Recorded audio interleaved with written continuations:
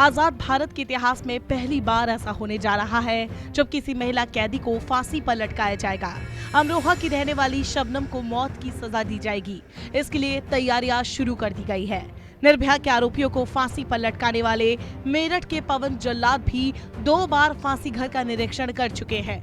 हालांकि फांसी की तारीख अभी तय नहीं है। हम आपको अपनी इस खास स्टोरी में बताने जा रहे हैं कि आखिर कौन है ये शबनम और किस जुर्म में इसे फांसी की सजा दी जाने वाली है। इस खौफनाक कहानी की मुख्य किरदार शबनम है। शबनम यानी वो पाक चीज जिसे देखकर हर किसी को मोहब्बत हो जाए। अमरोहा के बावनखेड़ी गांव में तो जैसे हर किसी को इस नाम से नफरत हो गई है। कोई इस नाम को आज ना लेना चाहता है और ना अपनी बेटियों का रखना। अब किसी बेटी का नाम शबनम नहीं रखा जाता। इसके पीछे की वजह बेहद खौफनाक है।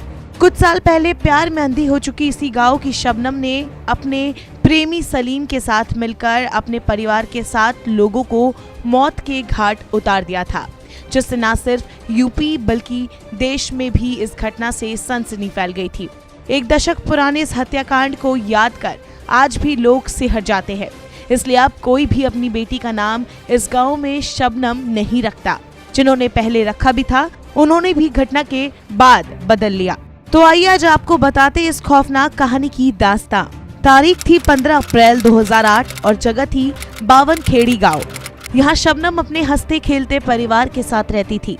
अचानक एक रात उसके घर पर आग लग जाती है और इस आग में उसका पूरा परिवार जल जाता है और बचती तो सिर्फ शबनम। मरने वालों में शबनम के माँ बाप, शबनम के 2 भाई, शबनम की एक भाभी, शबनम की एक मौसी की बेटी, शबनम का एक भतीजा शामिल था। इस घटना से पूरे गांव में हड़कंप मच जाता है। आसपास से गांव में भीड़ इकट्ठी हो जाती है। मीडिया से लेकर पुलिस, नेता सब पहुंच जाते हैं। उधर शबनम का रो रो कर बुरा हाल हो जाता है। शबनम का कहना था लुटेरे आए थे, उसके घर में घुस गए और उसके पूरे परिवार को मार डाला। वो बच गई क्योंकि वो बाथरूम में थी। पुलिस इस पूरे मामले की जांच करती रही और फिर सामने आता है शबनम का घिनौना सच। दरअसल पुलिस की जांच में ये सामने आया कि शबनम ने ही अपने प्रेमी के साथ मिलकर पूरे परिवार की हत्या की थी। एक और बात भी पुलिस को 1-2 दिन बाद ही पता लगी, वो थी शबनम की प्रेगनेंसी, जबकि उसकी अभी शादी भी नहीं हुई थी। जब शबनम से कड़ाई से पूछताछ की गई तो उसने सारी कहानी बता दी। शबनम ने बताया कि वो सलीम से प्यार करती थी। शबनम का परिवार सैफी मुस्लिम था और उनके पास अच्छी खासी जमीन जायदाद थी, जबकि सलीम एक पठान था और दिहाड़ी मजदूरी करता था। दोनों की सामाजिक आर्थिक स्थिति बिल्कुल उलट थी और इसीलिए शबनम के परिवार को ये रिश्ता मंजूर नहीं था। जबकि शबनम ने इंग्लिश और ज्योग्राफी जैसे सब्जेक्ट से डबल एमए कर रखा था।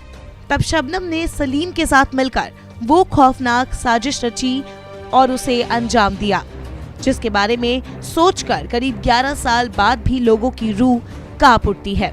शबनम और सलीम ने मिलकर इस जघन्य अपराध की प्लानिंग की थी।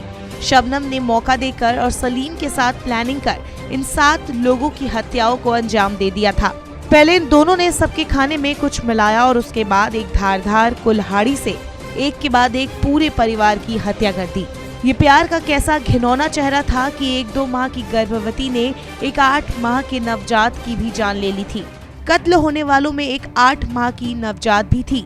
जिस एक इंसान के साथ शबनम उस रात लगातार कॉल में थी वो सलीम ही था। सलीम ने भी अपना जुर्म कबूल कर लिया था और वो कुल्हाड़ी जिससे कत्ल किया गया था वो भी ठीक उसी जगह मिली जहां उसने बताई थी। सुप्रीम कोर्ट ने निचली अदालतों द्वारा दी गई उसकी फांसी की सजा को बरकरार रखा। उसके बाद शबनम ने राष्ट्रपति से सजा माफी की गुहार लगाई, लेकिन घटना की विवत्सता देखते हुए वहां से भी ना तो शबनम की सजा माफी हुई और ना ही कम हुई। साथ ही सलीम को भी वही सजा मिली जो शबनम को। उसकी भी माफी याचना राष्ट्रपति द्वारा अस्वीकार कर दी गई। इस मामले में सुप्रीम कोर्ट ने शबनम की फांसी की सजा बरकरार रखी थी। राष्ट्रपति ने भी उसकी दया याचिका खारिज कर दी है। लिहाजा आजादी के बाद शबनम पहली महिला कैदी होगी जिसे फांसी पर लटकाया जाएगा।